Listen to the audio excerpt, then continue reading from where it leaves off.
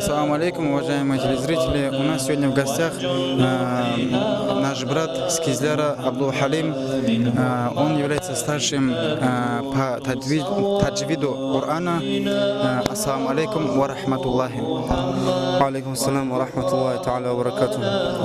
Абдул Халим, скажите, пожалуйста, как вас здесь встретили? Альхамдулилля, очень даже хорошо. Альхамдулилля, очень все хорошо, красиво.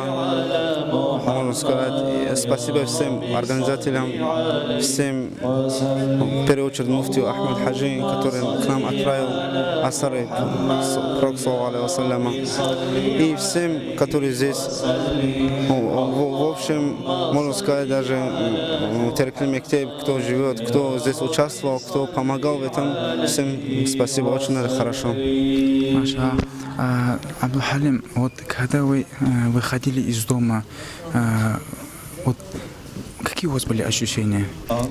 Если честно, это не описать словами. Просто я знал, что куда иду, и иншаллах, посредством даже взгляда на волос пророка саллаллаху алейхи ва саллям, я надеюсь, иншаллах, что получу шафаат, что получу от вечного Аллаха рахмат, иншаллах. Когда вы совершали зиярат, о чем просили Всевышнего Аллаха? Честно, я-то салат читал, но в сердце было, чтобы в судный день, чтобы мне не стыдно, что мне было перед пророком саллаллаху алейхи ва саллям из-за моих грехов. Может, у вас будут пожелания для народов Дагестана, вообще для всей уммы пророка Мухаммада алейхиссалату вассалям?